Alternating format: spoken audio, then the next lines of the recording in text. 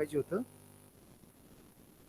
नाही पण आता हां आता इथं यायचं ना पीपीटी मध्ये आणि तिथे स्टॉप शेअरिंगचं बटन आहे ना. हां okay thank you sir.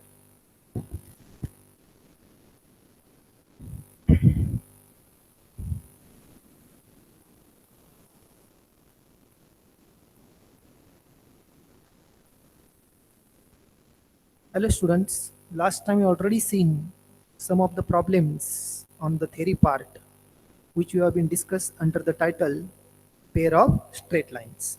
Let us continue with the next part of the pair of lines.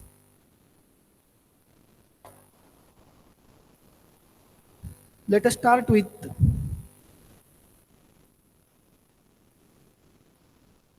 angle between the lines represented by ax square plus 2hxy plus by square is equal to 0. Actually, last time I told you ax square plus 2hxy plus by square is equal to 0 represent the joint equation of the two lines passing through origin. Meaning that this equation includes two straight lines which are passing through origin. Now we are interested in finding the acute angle between those two lines. Okay. So let us discuss the theorem over that. Theorem number 4. The acute angle theta between the lines represented by ax square plus 2hxy plus by square is equal to 0 is given by tan theta is equal to modulus of 2 under root of h square minus ab upon a plus b. To find the angle theta between those two lines, we are going to derive the formula tan theta is equal to modulus of 2 under root of h square minus ab upon a plus b. Let's have the proof of that. Let m1 and m2 are the slopes of lines represented by the equation ax square plus 2hxy plus by square is equal to 0. Call this as equation 1. Now last time I told you whatever two lines are included in equation 1, how to find the addition of their slopes and the product of their slopes. Formulae are well known to you. The formula for addition is m1 plus m2 is equal to minus twice h upon b, and the formula for product of the slopes is m1 into m2 is equal to a by b. Let theta be the angle between the lines represented by equation 1. Okay. An angle theta is given by, in 11th class we already known, if m1 and m2 are the slopes of the two lines. Okay. Under this condition, what is the formula for finding the angle theta between those two lines? The formula is tan theta is equal to modulus of m1 minus m2 upon 1 plus m1 into m2. That formula we are going to use here. Now in this formula, I need the values of m1 minus m2 and m1 into m2. Out of that, m1 into m2 is already known to you. It is a by b, but we don't know m1 minus m2. So using m1 plus m2 and m1 into m2, first of all, let us derive the value of m1 minus m2. Okay. And for that purpose, let us use the mathematical identity m1 minus m2 bracket square is equal to m1 plus m2 bracket square minus 4 m1 into m2.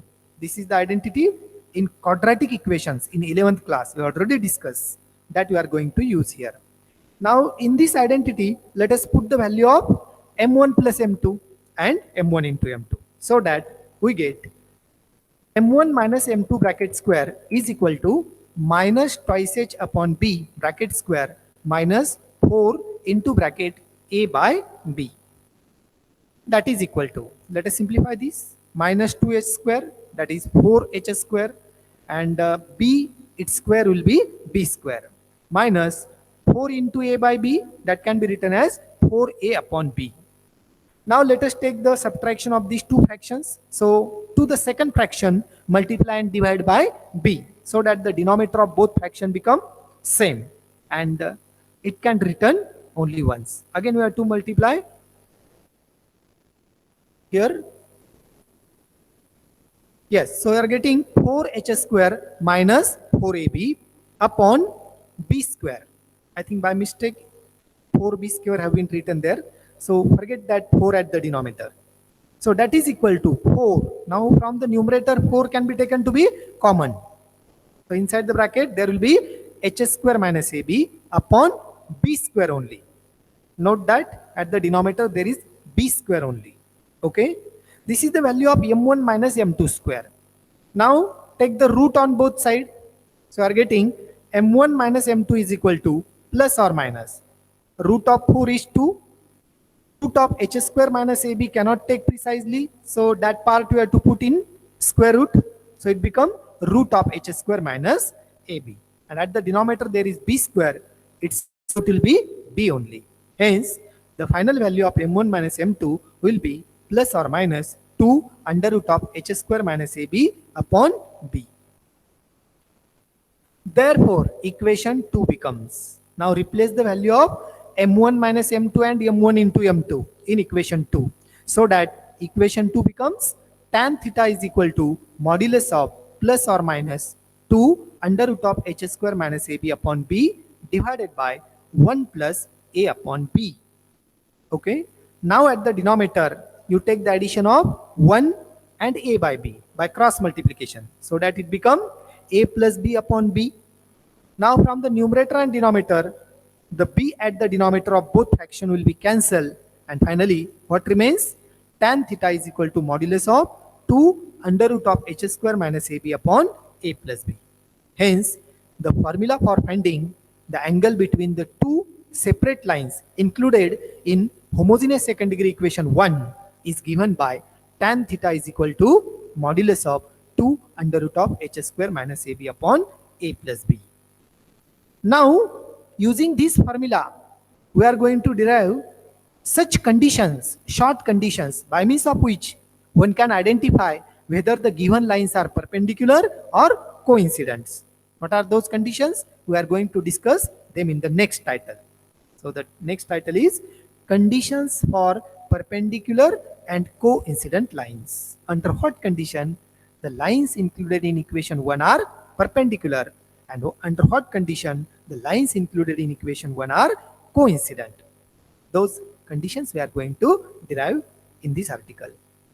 So bit 1, lines represented by ax square plus 2hxy plus by square is equal to 0 are perpendicular. Under what condition the lines in equation 1 are perpendicular?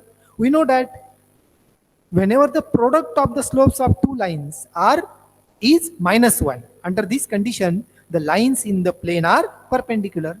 The formula we have been discussing 11th class. So that formula we are going to use here. Okay. So lines represented by ax square plus 2hxy plus by square is equal to 0 are perpendicular if and only if m1 into m2 is equal to -1. Okay. In this formula, replace the value of m1 into m2. In above article, we already known the product of the slope is given by a by b. So m1 into m2 can be replaced by a by b. So we are getting a by b is equal to -1. Shift b to the right side. So we get a is equal to minus b. Shift that minus b to the left side. So it becomes a plus b is equal to 0. Hence, the condition for the lines included in equation 1 are perpendicular is that a plus b is equal to 0. Whenever the addition of coefficient of x square and the coefficient of y square is 0, we have to conclude henceforth the lines in equation 1 must be perpendicular. Second bit. In this bit, we are going to derive the condition under which the lines in equation 1 are coincident. Okay. Again, we know that under what condition the two lines in the plane are parallel. The condition is already known to you from 11th class. We know that whenever the slopes of the two lines are equal, under this condition, the lines in the plane must be parallel. Okay, here the lines are coincident, meaning that they are parallel. Why we are saying the lines are coincident? Because since the lines are passing through, both the lines are passing through origin. Okay? Whenever they become parallel, 100% they are coincident. So coincident is nothing but parallel here. Keep in mind. Okay? So the lines represented by the equation ax square plus 2hxy plus by square is equal to 0 are coincident if and only if m1 is equal to m2. That means m1 minus m2 is equal to 0. Now here in this formula, again replace the value of m1 minus m2 in the proof of above theorem. We know the value of m1 minus m2. Okay, that value can be replaced here.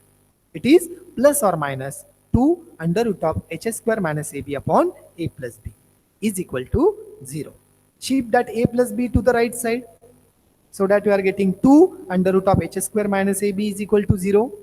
Okay, square on both sides so that you are getting 4 into bracket h square minus ab is equal to 0.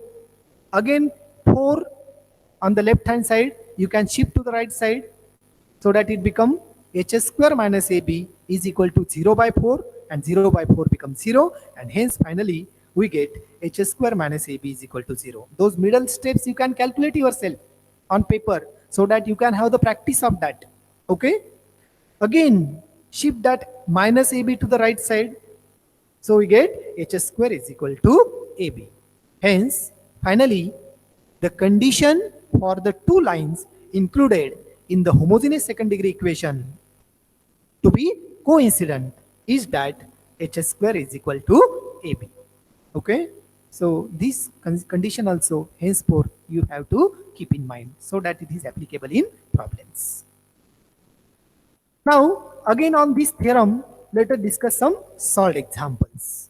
Okay, first example, show that the lines represented by 3x square minus 4xy minus 3y square is equal to 0 are perpendicular to each other. Okay, this equation include two separate lines and we have to show that these two lines included in this homogeneous second degree equation are perpendicular to each other. Okay, in the above article we have already seen what is the condition for two lines included in homogeneous second degree equation to be perpendicular is that a plus b is equal to 0. So that condition we are going to use here, and for that we need the values of a and b. Okay, so in the solution, first of all consider the given equation of the pair of lines. It is 3x square minus 4xy minus 3y square is equal to 0. Call this as equation 1. Okay, compare this equation with the general form of homogeneous second degree equation, which is ax square plus 2hxy plus by square is equal to 0. Comparing these two equations, we get the value of a, h and b. A to be 3, h minus 2 and b will be minus 3. Okay, now take the addition of a and b. Okay, let us see whether it is 0. So consider a plus b.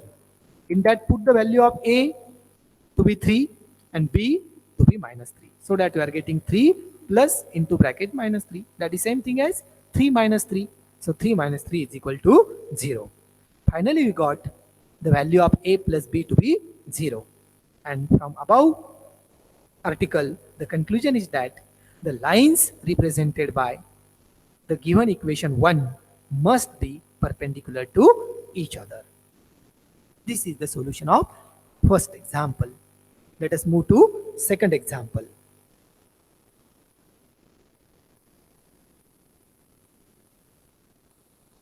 Show that the lines represented by x square plus 4xy plus 4y square is equal to 0 are coincident. Okay.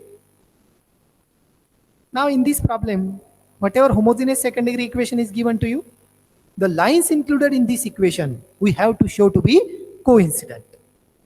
And what is the condition for lines included in homogeneous second degree equation to be coincident? From above article, it is h square is equal to ab. We want to verify this condition, and for that we need the values of h, a and b. Let us determine them first. Okay, So the given equation of the pair of lines is x square plus 4xy plus 4y square is equal to 0. Call this as equation 1. Compare this equation with ax square plus 2hxy plus by square is equal to 0. So we get the values of a, h and b. A is equal to 1, h is equal to 2 and b is equal to 4. Now, consider the mathematical expression h square minus ab. In that, replace the values of h, a and b. H to be 2, a to be 1 and b to be 4. So it becomes 2 square minus 1 into 4. 2 square is 4 minus 1 into 4. Again it is 4. 4 minus 4, 0. So finally we got the value of h square minus ab equal to 0. So from above article, we can conclude that the lines represented by equation 1 must be coincident. Okay, so like this way, these examples can be worked out easily. Move to example number 3. Find the acute angle between the lines represented by x square minus 4xy plus y square is equal to 0. Okay, in this example, you want to find the acute angle theta between the two lines which are included in homogeneous second degree equation x square minus 4xy plus y square is equal to 0. Okay, and what is the formula for finding the acute angle theta between the two lines included in the homogeneous second degree equation? In above theorem, we already derived that formula. The formula is tan theta is equal to modulus of 2 into under root of h square minus ab upon a plus b. That formula we are going to use here. Okay, solution of this example. Comparing the given equation x square minus 4xy plus y square is equal to 0 with the general form ax square plus 2hxy plus by square is equal to 0. Okay, we get the values of a, h and b. A is equal to 1, h is equal to minus 2 and b is equal to 1. Therefore, an acute angle theta between the required lines is given by tan theta is equal to modulus of 2 under root of h square minus ab upon a plus b. In this formula, replace the values of h, a and b. Okay, replacing the values of h, a and b and simplifying that, we reach to the next step. Tan theta is equal to modulus of 2 under root of 4 minus 1 upon 2. Okay, under root of 4 minus 1, it is 3. So at the numerator, we are getting 2 root 3. At the denominator, there is 2. From the numerator and denominator, 2 vanish. So that what remains inside the modulus? Root 3. And since root 3 is positive, that can be taken outside the modulus. So final value of tan theta will be root 3. Okay. Now, since the value of tan theta is root 3, okay, from the table of 30, 45, 60, which you have been seen in 11th class under the title trigonometric functions, you can recall that table. And from that table, what is the angle for which the value of tan theta is root 3? That is already known to you. It is 60 degree. Hence, the value of theta must be 60 degree. Since tan theta is root 3, theta must be 60 degree. Okay. Same value can be converted into radian. It is pi by 3. Okay. Note that in exam also, you try to represent the value of theta in radian and not only in degree. Okay. Move to example 4. Find the acute angle between the lines represented by 3x square plus 2xy minus y square is equal to 0. This problem is very similar to that of the previous one, but still one more problem we are going to discuss here, so that you should have more improvement of the solution of such types of examples. Comparing the equation 3x square plus 2xy minus y square is equal to 0 with ax square plus 2hxy plus by square is equal to 0. We get a is equal to 3, h is equal to 1 and b is equal to minus 1. Okay. Therefore, an acute angle theta between the required lines is given by tan theta is equal to modulus of 2 under root of h square minus ab upon a plus b. Again in this formula, replace the values of a, h and b, so that we get tan theta is equal to modulus of 2 under root of 1 plus 3 upon 2 is equal to 2. Therefore, since tan theta is equal to 2, from the table of 30, 45, 60, we can't get the standard value of theta because there is no standard value of theta from our table of 30, 45, 60 for which tan theta become 2. So here we can't get the precise value of theta, standard value of theta. So how to obtain the value of theta here? Shift that tan to the right side so that we get theta is equal to tan inverse of 2. So this is the angle between the required two lines. Example number 5. Find the joint equation of the lines passing through the origin and each of which making an angle 60 degree with the x-axis. Here what happened? First of all, you have to understand the meaning of the problem. Then you can successfully work out its solution. Okay. So what they have been asked here, find the joint equation of the lines. We have to find the joint equation of the two lines. And each of the lines is passing through origin. Also they have been given that each of the required line is making an angle 60 degree with the x-axis. Okay. So we want first of all the separate equation of those two lines, each of which is making an angle of 60 degree with x-axis. Okay. So let us discuss the solution of that. Let m be the slope of one of the required lines. For a time being, let us assume that out of the two lines, slope of one of the lines is 1 among them. Okay. The slope of x-axis. X-axis itself is one line, and we know that slope of x-axis is 0 because its equation is y is equal to 0. So slope of x-axis must be 0. Okay. And the required line is making the angle 60 degree with x-axis. Okay. Now slope of the required line is m. Slope of the x-axis is 0. And those two lines are making an angle 60 degree with each other. Okay. Again recall the knowledge of 11th class. Whenever the slopes of two lines are known, we can determine the angle between them. Okay. What is the formula for finding the angle between the two lines in the planes whose slopes are known? It is tan theta is equal to modulus of m1 minus m2 upon 1 plus m1 into m2. So that formula we are going to use here.